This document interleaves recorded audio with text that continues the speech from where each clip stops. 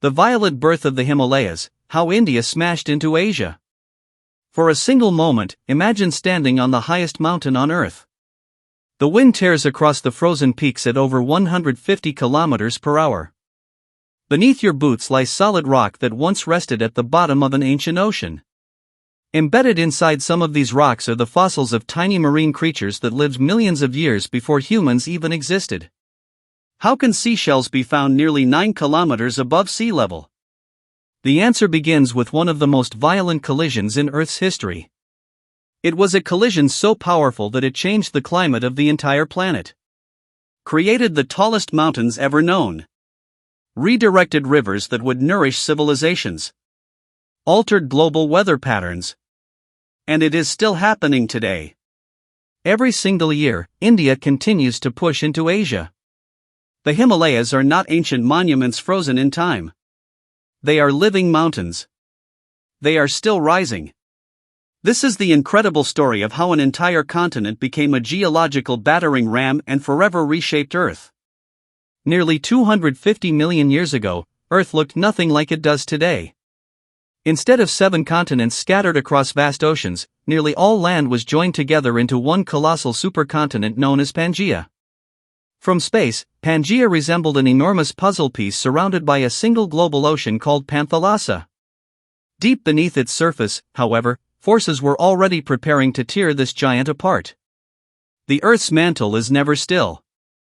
Heat escaping from the planet's interior creates slow-moving convection currents that drag enormous slabs of the crust, known as tectonic plates. Although these plates move only a few centimeters each year, they carry entire continents upon them. Like gigantic rafts floating on a sea of hot rock, continents drift across the globe over millions of years. Eventually, Pangaea began to crack. Huge rifts split the supercontinent apart. Volcanoes erupted across thousands of kilometers. Fresh oceans formed as molten rock rose from below. Among the fragments breaking away was a southern supercontinent called Gondwana. It contained Africa, Antarctica, Australia, South America, and India. At first, India seemed insignificant. Compared to its neighboring continents, it was relatively small. But it was destined to become one of the fastest-moving continents in Earth's history. Around 130 million years ago, India finally broke free. Separated from Madagascar, it began an astonishing journey northward. Most tectonic plates crawl along at 2 to 5 centimeters per year. India raced forward at nearly 20 centimeters annually. In geological terms, this was extraordinary. Imagine a continent moving almost as fast as human fingernails grow. Year after year. Century after century. Million after million years. India accelerated across the ancient Tethys Ocean like a massive stone skipping across water. Scientists still debate exactly why India moved so quickly. Some believe an unusually active mantle plume beneath the plate acted like a powerful engine. Others suggest the dense oceanic crust attached to India sank rapidly into the mantle, pulling the continent behind it. Whatever the cause, India's journey became one of the greatest continental migrations ever recorded. Above the waves, dinosaurs flourished. Flowering plants spread across the land. The first birds evolved. Massive marine reptiles hunted in warm tropical seas. Meanwhile, the Indian plate never stopped moving. It advanced relentlessly toward Asia. Neither continent could avoid what was coming. Between India and Asia stretched the Tethys Ocean. Its waters were home to coral reefs, ammonites, giant fish, and countless microscopic organisms. For tens of millions of years, their shells settled onto the ocean floor. Layer upon layer accumulated. Mud. Sand. Limestone. Calcium-rich sediments. Eventually these deposits reached several kilometers in thickness. No one could have imagined that these peaceful seabeds would one day become the roof of the world. As India approached, the ocean separating the continents steadily narrowed. The oceanic crust beneath the Tethys began diving beneath Eurasia through subduction. Volcanic arcs formed. Earthquakes became increasingly frequent. The collision had not yet happened. But the planet was already trembling in anticipation. Approximately 60 million years ago, the impossible finally occurred. India reached Asia. Unlike oceanic crust, continental crust is relatively light. Neither continent wanted to sink into the mantle. Instead, they slammed directly into one another. Imagine two speeding freight trains colliding head-on. Now replace each train with an entire continent. The energy released was almost beyond comprehension. Rock does not behave like brittle stone over millions of years. Deep underground, under immense pressure and heat, it bends. It folds. It flows. The crust crumpled like an enormous carpet being pushed across a floor. Thousands of cubic kilometers of rock were compressed. Ancient seabeds folded upward. Sedimentary layers twisted into giant arches. Faults sliced through the crust.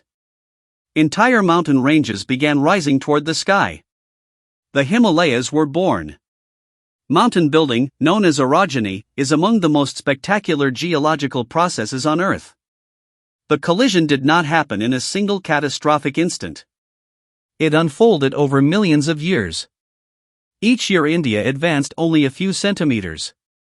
Each year Asia resisted. Each year the crust thickened a little more. The roots of the Himalayas plunged deep into the earth. Like an iceberg floating in water, mountains possess enormous hidden foundations extending downward into the mantle. Without these roots, such towering peaks could never remain stable. As compression continued, gigantic slices of crust were thrust over one another. Some rocks traveled hundreds of kilometers from where they originally formed. Others experienced pressures so intense that ordinary minerals transformed into completely new ones. Granite melted. Metamorphic rocks formed. The Earth's crust became one of the thickest anywhere on the planet. Yet the Himalayas were only half of the story. Behind them, the collision lifted an even larger geological feature. The Tibetan Plateau. Often called the roof of the world, Tibet averages more than 4,500 meters above sea level. It is the highest and largest plateau on Earth. Rather than creating only narrow mountains, India's relentless push elevated an entire region nearly the size of Western Europe. The plateau dramatically altered atmospheric circulation. Air masses moving across Asia encountered an enormous elevated barrier. Weather patterns changed forever. The collision between continents became a collision within Earth's climate system itself. As the Himalayas rose higher, they intercepted moisture carried northward from the Indian Ocean. Warm air climbed the mountain slopes. As it rose, it cooled. Water vapor condensed into rain. On the southern slopes, monsoon rains intensified. Some regions now receive among the highest annual rainfall totals anywhere on Earth. Meanwhile, the northern side became increasingly dry. The towering mountains cast an immense rain shadow across Central Asia. Over millions of years, deserts expanded. Grasslands shifted. Rivers changed direction. Entire ecosystems evolved under these new climatic conditions. Without the Himalayas, the Asian monsoon system would likely look completely different. Billions of people today depend upon rainfall patterns shaped by this ancient collision. The mountains also became Earth's greatest freshwater reservoir outside the polar regions. Snow accumulated year after year. Massive glaciers formed. As ice slowly flowed downhill, it carved valleys and fed mighty rivers. The Indus. The Ganges. The Brahmaputra. The Yangtze. The Mekong. The Yellow River. These waterways sustain nearly half of humanity. Their origins are directly linked to the uplift of the Himalayas and Tibet. Without the collision of India and Asia, the geography and perhaps even the history of Asia would have unfolded very differently. Agriculture, trade routes, cities, kingdoms, and civilizations all developed around water supplied by mountains born from tectonic violence. Evidence of this extraordinary history lies hidden inside the rocks themselves. High in the Himalayas, geologists have discovered marine fossils. Tiny shell-bearing organisms. Ancient corals. Sea lilies. Ammonites. Creatures that once lived beneath warm tropical waters. Today they rest thousands of meters above sea level. Few discoveries illustrate continental collision more dramatically. The summit rocks of some Himalayan peaks originated on the floor of the vanished Tethys Ocean. The ocean disappeared. Its sediments became mountains. Its marine life became fossils in the sky. Modern technology allows scientists to measure the collision with astonishing precision. Using GPS satellites, researchers can detect movement of only a few millimeters. The measurements reveal something remarkable. India continues moving northward at approximately 4 to 5 centimeters every year. The Himalayas continue rising. Erosion simultaneously wears them down. Rain, ice, wind, landslides, rivers. Nature constantly removes material from the peaks. Yet tectonic uplift continues, replacing much of what erosion carries away. The Himalayas exist in an endless struggle between construction and destruction. Neither side has won. This ongoing collision also explains why the region remains one of the most earthquake-prone places on Earth. Stress accumulates along enormous faults as India pushes beneath Asia.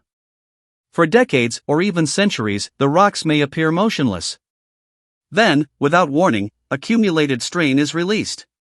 The ground shakes violently. Entire mountainsides collapse. Cities can suffer devastating damage within seconds. Earthquakes in the Himalayan region remind humanity that continental collisions are not events of the distant past. They are active processes unfolding beneath our feet today. Scientists continue investigating many mysteries surrounding the collision. Exactly when did the first contact occur? How fast did uplift happen? How much of Tibet rose before the continents fully collided? Different lines of evidence continue refining the timeline. New dating techniques. Improved seismic imaging. Satellite observations. Deep drilling projects. Computer simulations. Each discovery reveals another chapter in Earth's astonishing geological story. Far from being finished, research into the Himalayas continues to evolve every year. The Himalayas have also influenced life itself. As climates shifted, species adapted. Some migrated. Others disappeared. New habitats emerged across dramatic elevation gradients. Dense tropical forests gave way to temperate woodlands. Higher still came alpine meadows. Finally, permanent snow and ice dominated the greatest elevations. Within relatively short horizontal distances, ecosystems changed as dramatically as traveling from the equator to the Arctic. This extraordinary biodiversity exists because mountains create countless environmental niches. Geology became the architect of evolution. Standing before the Himalayas today, it is easy to see only beauty. Snow-covered summits glowing beneath sunrise. Prayer flags fluttering in mountain winds. Crystal rivers descending through deep valleys. Towering cliffs stretching into clouds. Yet beneath this breathtaking landscape lies unimaginable violence. Every ridge records compression. Every folded layer preserves ancient tectonic struggle. Every fossil tells the story of a vanished ocean. Every earthquake reminds us that the collision has never truly ended. The mountains are not relics of a forgotten world. They are the visible expression of Earth's restless interior. Perhaps the most astonishing realization is that continents are not permanent. They wander. They collide. They separate. They reshape the planet again and again. Hundreds of millions of years from now, today's geography will be unrecognizable. New oceans will open. Old oceans will disappear. Future mountain ranges will rise where none exist today. The Himalayas themselves will eventually erode away. But for now, they continue growing centimeter by centimeter while silently recording one of the greatest geological events in Earth's history. The story of the Himalayas is not merely the story of mountains. It is the story of an ocean that vanished. A continent that raced across the globe. A collision powerful enough to transform climate, redirect rivers, shape civilizations, and build the highest peaks ever to touch the sky. And even as these words are read, deep beneath the towering summits, India continues its relentless journey north. The greatest collision on Earth has not ended. It is still happening.